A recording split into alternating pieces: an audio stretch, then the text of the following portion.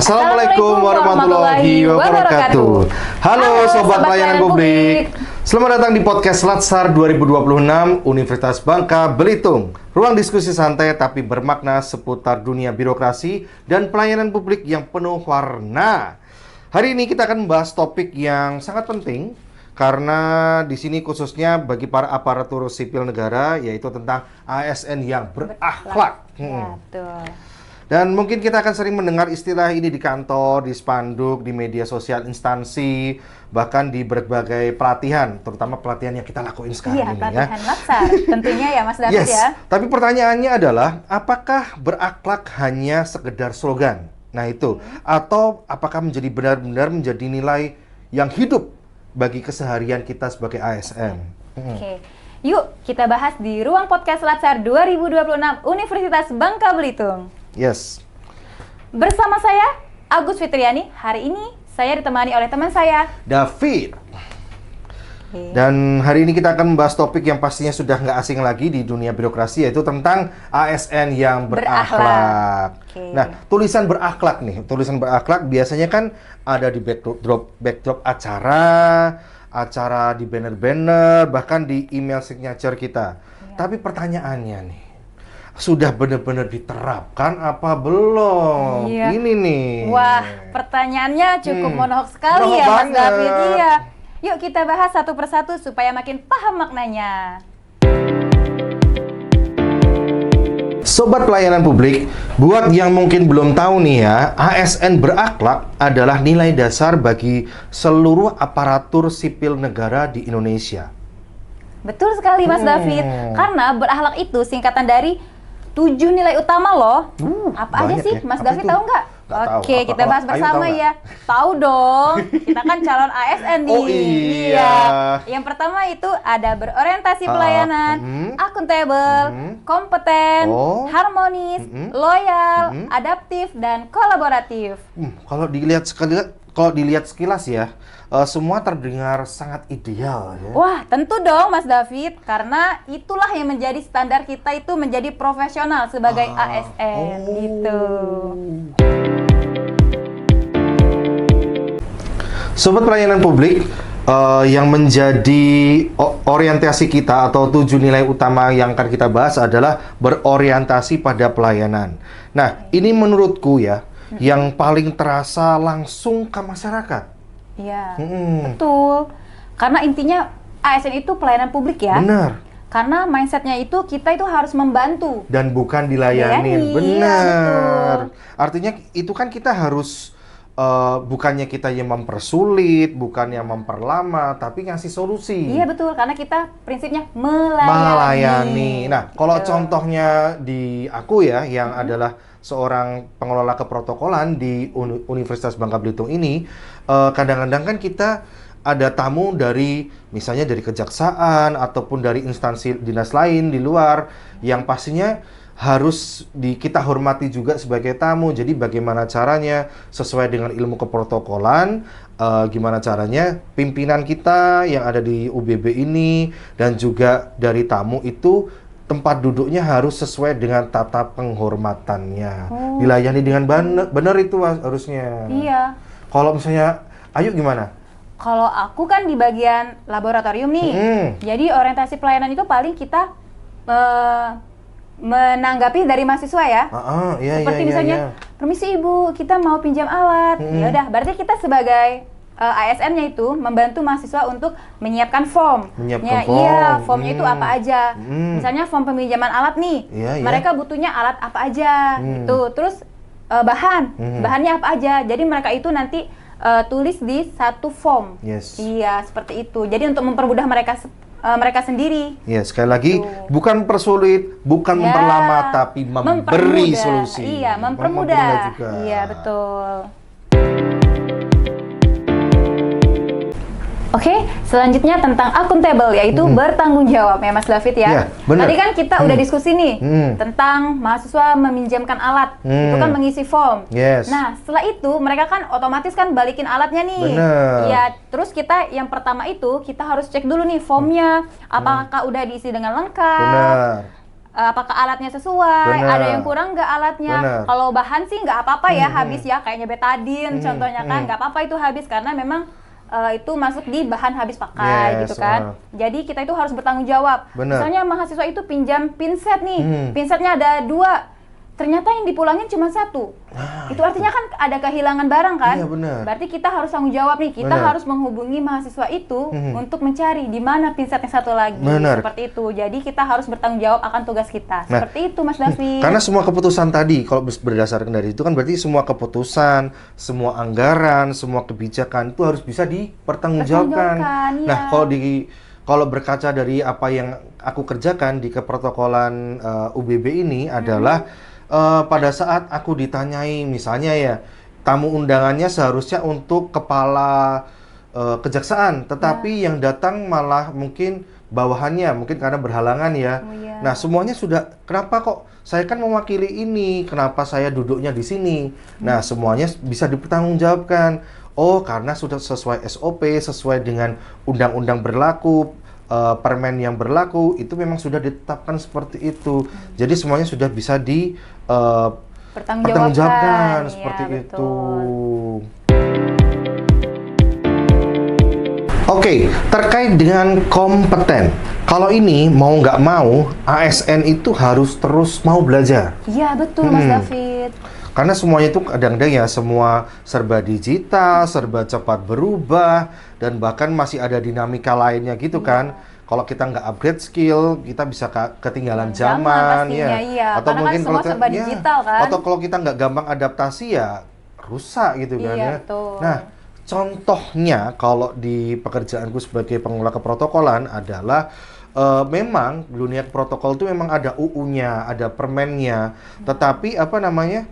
Kalau di dunia protokol itu juga harus bisa menyesuaikan dengan kondisi politik, kebudayaan yang ada di daerah itu. Iya, betul. Jadi kita itu harus menyesuaikan ya. Jadi kalau misalnya memang kondisinya memang ada beberapa yang harus diperlakukan seperti ini. Oh, jadi kita harus siap nih memperlakukannya seperti apa nanti cara karena aku udah asli Jawa ya, tapi ada di sini adalah cara ngakalinnya gimana gitu kan. Biar bisa beradaptasi Iya, gitu kan. Bener banget. Kalau Ayu gimana? Kalau misalnya di dunia Di laboran ya, di lab. ya. Kalau di lab itu kita tadi kan masih mengisi form ya Mas David ya. Iya. Cuman sekarang kan kita udah upgrade nih. Iya. Udah yang berada di sistem Udah namanya lebih digitalisasi itu, ya? Oh, iya, sistemnya iya, itu iya. sistem BMN. Iya. Cuman sekarang kita di keperawatan itu masih menggunakan 2 metode tadi. Karena sistemnya itu masih sering trouble gitu. Oke, jadi intinya untuk bisa tetap mencoba untuk lebih digitalisasi, tetapi untuk balancingnya menggunakan yang manual 2 metode tadi ya. tadi. Jadi yang formnya tetap isi, yang di sistem kita tetap input juga. Keren Jadi ya? iya, karena takut kan kita kehilangan barang satu aja, wah repot nih ya kan. Nanti hilang pinset 1, hilang gunting 1, kita laboran yang jadi. Aduh, gimana bertanggung jawabnya Kita yang kan? kena, Iya, iya kita kan? yang kena gitu. Oke, selanjutnya harmonis. Yes. Lingkungan kerja itu harus penting ya Mas David ya, harus bersifat harmonis. Bener. Karena kita harus saling menghargai. Bener. Tidak boleh mendiskriminasikan orang lain gitu kan. Nah, contohnya ya kalau di laboran itu, misalnya mahasiswa mau pinjam alat ini itu, ya kita saling menghargai aja. Bener. Antara tendik dan mahasiswa. Yes. Begitu juga dengan tendik dan dosen. Bener. Misalnya dosen itu butuh apa ya? Tolong dong ajuin alat ini itu. Iya. Oke, sarannya kita terima. Nanti kita sebagai laboran itu nanti mengajukan apa yang diinginkan oleh dosen tersebut. Benar, Jadi kita benar. tuh saling menghargai, saling kerjasama juga Iya. gitu. Nah, kalau harmonis, kalau untuk keprotokolan itu bagaimana kita membangun hubungan yang baik dengan baik itu tamu kita ataupun protokol dari tamu kita. Iya, betul. Bagaimana menjalin komunikasi yang baik, koordinasi yang baik supaya acara kita itu bisa berjalan dengan Lancar, bagus, iya. lancar. Betul. Oke, membahas tentang harmonis lagi. Aku masih punya contoh lagi nih. Jadi gini, aku kan seorang Kristen ya, dan kemarin waktu malam Natal, masa-masa Natal, malam Natal sampai Nataru lah, itu kan kalau kami protokol itu punya kebiasaan gimana caranya memastikan bahwa setelah jam kerja itu pimpinan kita kawal dulu, seperti itu kan. Nah, saat malam Natal di tanggal 24 Desember itu sebenarnya jatahku untuk piket menjaga rektor sampai pulang. Seperti itu. Tetapi karena tahu kalau misalnya aku bakal tugas di gereja juga, ada aktivitas di gereja, rekanku protokol lain itu bersedia untuk tukar jadwal. Oke, berarti itu. Rasa toleransinya itu tinggi banget ya. Banget. Iya, beruntung sekali Mas David ya. Ya, inilah ASN kita yang berakhlak. Oke, selanjutnya loyal. Loyal ini sering disalahartikan loh Mas David. Gimana karena tuh? Loyal itu bukan hanya ke individu aja, tapi kepada negara, institusi, dan pemerintahan yang sah. Bener. Contohnya ya, di laboran itu. Contoh paling simpel di pekerjaan kita ya berarti ya? Oke, ya. Contohnya misalnya ada dosen A nih, yang mahasiswanya lagi praktek. Tapi sudah melewati jam kerja kita Mas David. Cuman kan kita sebagai laboran, kita harus bertanggung jawab nih atas lab tersebut, alat tersebut. Jadi kita itu harus bersikap loyal, menunggu sedikit saja dari pelajaran dosen itu selesai. Terus yang kedua nih Mas David, kita kan sebagai ASN nih, jadi kita itu harus menjaga nama baik kampus kita loh. Bener. Iya, contohnya banyak sekali kan di TikTok, misalnya di Instagram, di sosial media lah, yang live streaming masih menggunakan seragam, apalagi ada logonya, ya kan? Intinya menggunakan jam kerja malah untuk keperluan pribadi yang seperti betul. itu. Benar. Jadi kita itu harus menjaga nama baik kampus kita sendiri, gitu. Apalagi selain masalah loyalitas ini, kita kan juga dari Universitas Bangka Belitung punya tagline unggul membangun peradaban. Bagaimana sikap kita itu bisa mencerminkan nilai-nilai yang baik untuk memastikan peradaban ke depan itu lebih baik. Betul, yang Mas unggul David. seperti itu. Jadi kita itu harus menjaga sekali nama kampus, gitu kan? Ya, supaya menjadi ASN yang berakhlak juga, kita harus bisa menjadi pribadi yang adaptif. Bisa beradaptasi dengan cepat, seperti itu. Nah, kalau contoh di tempatnya Ayu kayak gimana? Kalau contoh di tempat saya, itu misalnya ya, kita ini kan sebagai seorang ASN yang siap dipindahkan dan ditempatkan di mana saja. Betul nggak Mas David? Ya kan? Iya, contohnya kayak saya kemarin itu surat dari dekan turun. Atas surat tugasnya itu selama 2 bulan saya diperbantukan di bagian keuangan. Awalnya saya bingung kan, loh saya kan laboran, tapi saya nggak paham tentang keuangan tadi kan. Tapi kembali lagi ke kita, karena kita itu bersifat loyal tadi. Loyal juga, dan adaptif juga. Iya, loyal dan adaptif ya, kita berani untuk maju. Iya Pak, siap Pak, kita bisa. Nanti akan dibantu dengan bagian keuangan. Ya, harus dijawab dong sama bapaknya. Iya, nanti tentu akan dibantu, dia bilang kan. Ya udah, berarti kita membantu di bagian keuangan itu tadi dengan membuat apa ya, contohnya kayak bagian pembayaran apa, iuran apa gitu kan. Nah, kalau di Mas David gimana? Kalau di aku contoh untuk keprotokolannya sendiri adalah sebentar lagi kan kampus kita sendiri itu bakal punya gedung pertemuan baru. Yang kapasitas orang yang untuk bisa makainya lebih banyak itu. Nah, itu kan pasti ada view yang akan berbeda lagi, dan bagaimana kami keprotokolan itu bisa memastikan ruangan itu tetap sesuai dengan SOP keprotokolan yang berlaku, seperti itu. Nah, jadi gimana caranya ruangan itu bisa menjadi tempat yang bagus dan sesuai dengan SOP keprotokolan sehingga semuanya bisa terhormati dengan baik, semuanya nyaman dan lain sebagainya. Lalu kalau untuk aku sendiri yang kalau misalnya dari contohnya Ayu tadi yang siap untuk dipindah-pindah pun, ini belum pindah aja, aku sudah ada tambahan tugas untuk membantu membuat berita kehumasan. Seperti itu. Jadi karena mungkin aku sebelumnya punya latar belakang D3 kehumasan. Jadi mungkin pernah belajar tentang jurnalistik. Jadi kadang-kadang diperbantukan untuk membuat berita-berita tentang kampus seperti itu. Jadi saling nyambung gitu saling nyambung. Jadi ilmunya tetap dipakai walaupun bukan di divisinya seperti itu. Mantap sekali Mas David ya. Ayu juga mantap. Iya, keren banget. Berarti kita tuh bisa, mantap. bisa apa aja ya. Oke, sekarang kita akan membahas tentang kolaboratif. Kolaboratif, iya. Jadi kita itu bekerja nggak secara individu ya, Mas David ya? Nggak bisa itu. Iya, kalau di keperawatan contohnya, kita harus kerjasama dengan dosen, antara dengan tendik, mahasiswa, dosen. itu harus berkesinambungan.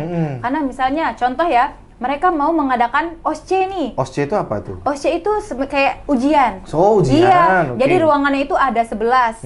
Ya, jadi mereka itu harus melewati stase 1 sampai stase 11 gitu. Nah, jadi kita itu sebagai tendik menyiapkan apa yang dosen butuhkan. Misalnya ada alat, ada bahan, ruangan OSCE-nya gitu. Jadi kita membantu mereka untuk menyiapkan itu. Gitu.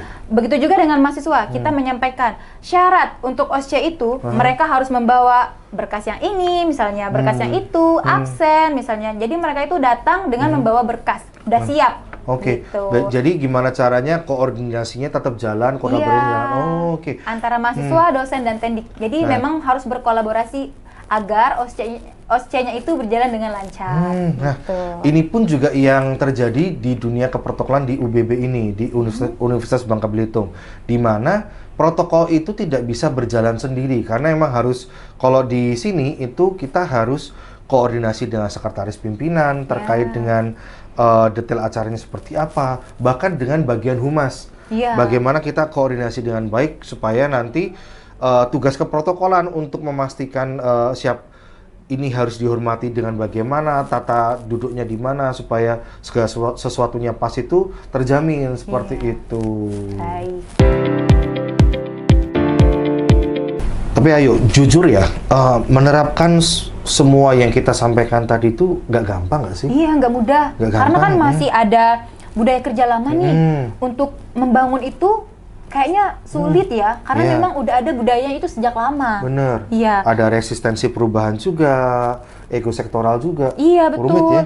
Karena kan mereka kan berpikir yang ya udahlah, yang penting selesai. Nah, ya itu. enggak? Itu nyebelin sih. Iya, yang penting selesai kata mereka kan. Padahal yang kita butuhkan itu adalah yang penting berkualitas, dan yang berdampak. penting berdampak. Iya, kayak gitu sebenarnya. Iya. Nah, Ayu, menurut Ayu, contoh sederhana ASN berakhlak tuh kayak gimana? Terutama contohnya harus menanamkan dalam diri kita ya Mas David ya. Itu kita harus datang tepat waktu. Datang tepat waktu, menjawab pertanyaan dari masyarakat. Dengan ramah dan baik ya, Jadi kita tidak menyalahgunakan wewenangan juga. Lalu dan mau belajar hal yang baru tentunya benar. Gitu kan. Hal-hal kecil tapi kita harus bisa konsisten dan konsekuen dengan itu ya. Iya, betul sekali. Karena budaya besar dimulai dari kebiasaan yang kecil. Mantep lah itu. Nah, Sobat Pelayan Publik, jadi kesimpulan dari semuanya itu adalah ASN berakhlak itu bukan cuma sebatas slogan. Iya, tapi komitmen pribadi yang harus kita wujudkan setiap hari, Mas David. Nah, kalau setiap ASN itu menjalankan ASN berakhlak dengan baik, pelayan publik itu pasti akan makin bagus. Oh, tentu pastinya, karena kepercayaan masyarakat itu terhadap pemerintah juga akan meningkat, gitu. Nah, benar banget. Nah, Sobat Pelayanan Publik, terima kasih sudah mendengarkan podcast kami berdua. Sampai jumpa di episode berikutnya. Tetap semangat melayani dengan hati. ASN berakhlak, bangga melayani bangsa. Terima kasih sudah mendengarkan podcast hari ini. Sampai jumpa di episode berikutnya. See you. Wassalamualaikum. Wassalamualaikum warahmatullahi wabarakatuh.